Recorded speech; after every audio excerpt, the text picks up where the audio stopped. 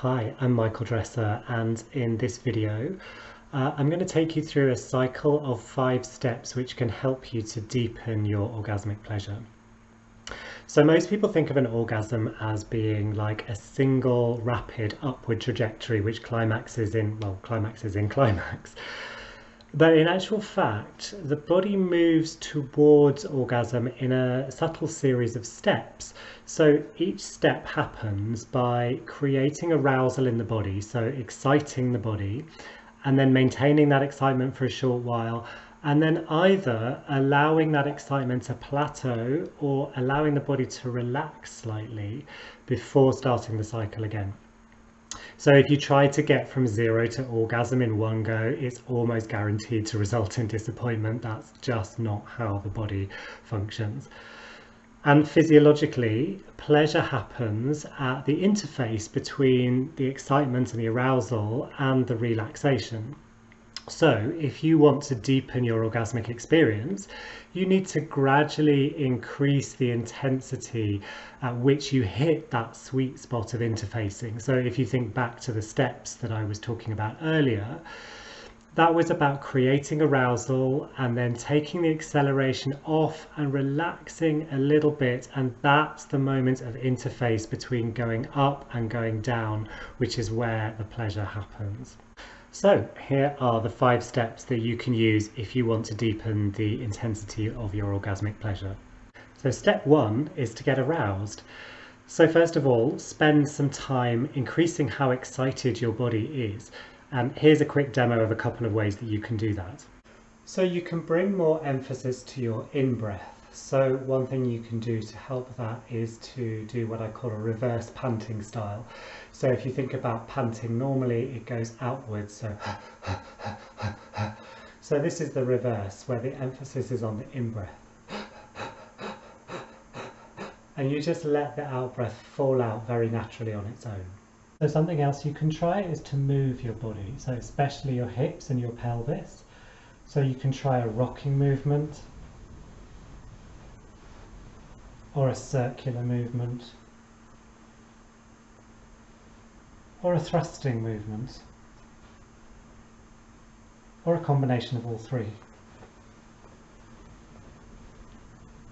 So you can use sound to create vibrations in your body. And the easiest way to do this is by humming.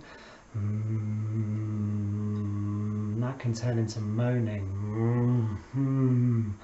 or groaning, growling, or even roaring. And of course you can use a touch which feels enlivening and stimulating. So you can include your erogenous zones, you can include your genitals, and of course you can use any combination of these things, so movement, breath, sound and touch, and play around with them and find out and feel what works best for you to get your arousal and excitement going. Step 2.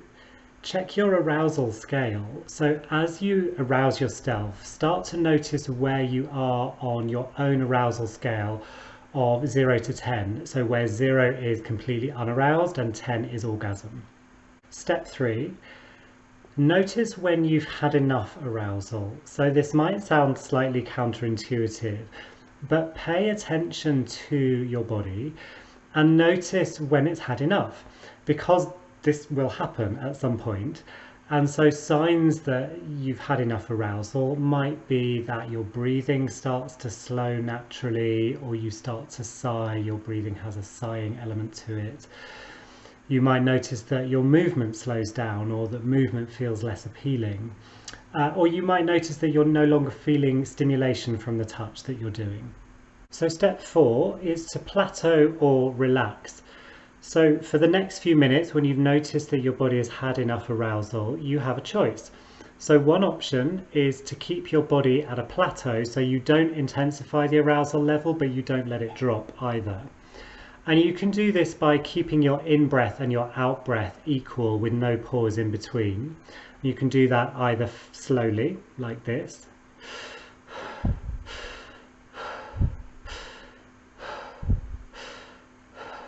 or you can do it fast, like this.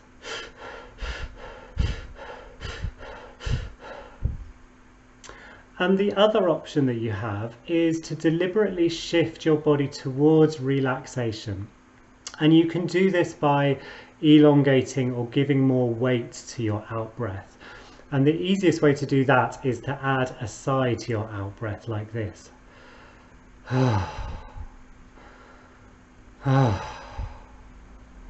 And you can also slow your touch down, maybe make your touch more sensuous, maybe even make your touch a bit lighter. And you can do the same with your movement too. And a quick tip about relaxation, if that's the option that you're going to go for, so don't dip too far into it. So you don't want to relax too much, you just want to take the edge off that upward trajectory of your arousal. So step 5 is to return to arousal. So after you've relaxed or plateaued for a short while, you then want to start to arouse your body again. So this time when you do it, you want to take your arousal level 1 number higher than you did last time on your arousal scale. So remember where you were on your arousal scale when you'd had enough arousal last time. So if that were level 4, for example, this time when you arouse yourself, try and aim to reach level 5 on your scale.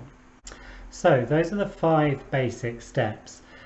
And then what you do is continue to repeat this pattern of 5 steps, and each time you shift back towards the excitement and the arousal, seeing if you can create a state of arousal that's 1 level higher on your arousal scale than you were at the last time.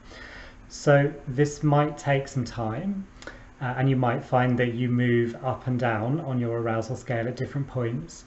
But the main thing is to aim in a generally upwards direction until you reach a point of orgasm.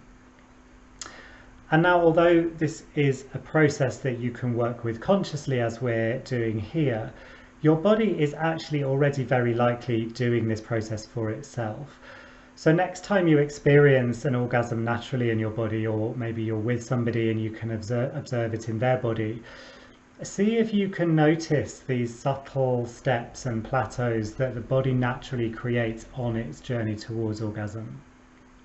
And it's also important to remember that this is a practice.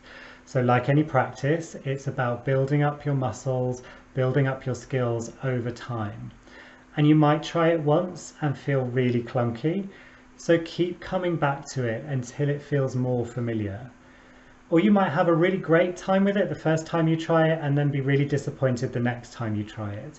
Again, keep coming back to it. Every experience you have with it will be different, and that's the beauty of your body actually. Your body is not a machine. And what you're really doing with this practice is you're not imposing a technique onto your body, but rather you're enhancing and building an awareness of what your body is already designed to do.